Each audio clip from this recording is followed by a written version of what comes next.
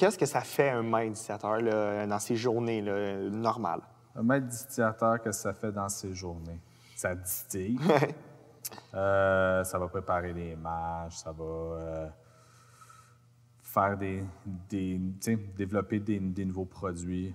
Mais c'est surtout distiller. C'est dans une séquence de distillation, tu as des parties pas bonnes, tu as des parties bonnes. Tu as des heads, des hearts, des tails. Toi, tu veux vraiment garder le milieu qui est les hearts. Fait qu'il faut que tu saches comme vraiment quand coter tes heads. Fait qu'au début, tu ramasses tes heads. C'est très concentré en huile essentielle. Puis il faut juste que tu saches le bon moment, que c'est là que ça commence, mon ramassage de gin. Puis ça va cuire, ça va cuire. Puis c'est bizarre. Tu sais, c'est pas comme tu fais du jus, tu presses comme une orange, puis ça goûte le jus. Le gin, ça sort en différents stades. Tout dépend de ce que tu mets comme ingrédient dedans. Ouais. Fait que, tu sais, au début, tu vas avoir vraiment la baie de genièvre, tu vas avoir les citrus, les agrumes. Puis après ça, le floral. Puis ça finit, tu sais, après ça, tu as tout le milieu, puis ça finit avec les racines. Puis ça devient de plus en plus amer.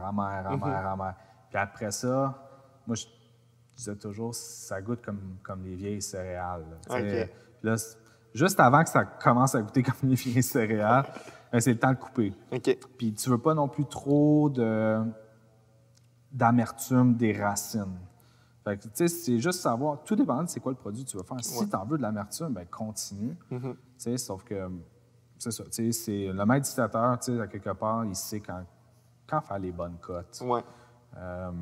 Il sait c'est quoi les bons ratios de dilution.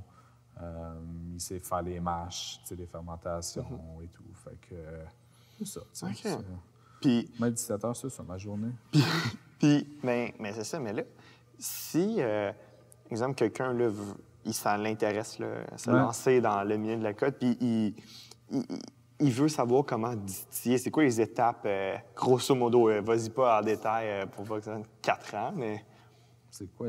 Je sais pas. Tu sais, tu peux le faire, puis comme bombe pirate, comme moi j'ai fait. Tu peux le faire comme de la bonne manière, les écoles et tout, mais... Tu recommandes ça? Ben, je sais même pas si ça existe, des cours de ça. Non, mais c'est vrai. Tu vas dans un autre... Il en donne aux États-Unis et tout. Tu sais, une anecdote quand même assez drôle. J'avais appelé le gouvernement, puis je voulais faire un cours. Puis il me demandait que j'aille des creds pour avoir le permis. Fait que j'étais comme, OK, ben c'est quoi que vous voulez comme credentials? Je vais aller le faire. Puis après ça, je vais revenir avec mes papiers, puis on va être kosher, puis tout va être cool. Puis il était, ben t'as cette école-là à Chicago, ça. Je suis comme, all right. Fait que là, je leur dis, ben je vais faire ces cours-là, puis je reviens, puis tout est good. Ils sont comme, non. Je suis comme, ben pourquoi tu... je comprends pas. Ils sont comme, mais c'est pas parce que tu vas là que nécessairement tu vas avoir ton permis. Mais je suis comme, ben pourquoi j'irais là-bas faire mon permis dans ce cas-là? Tu sais, tout était nébuleux. Tu sais, c'était comme... Il n'y avait pas de cours vraiment... Il n'y avait pas de cours au Québec. J'ai réussi à me trouver un petit cours de quelqu'un de réputé au Québec.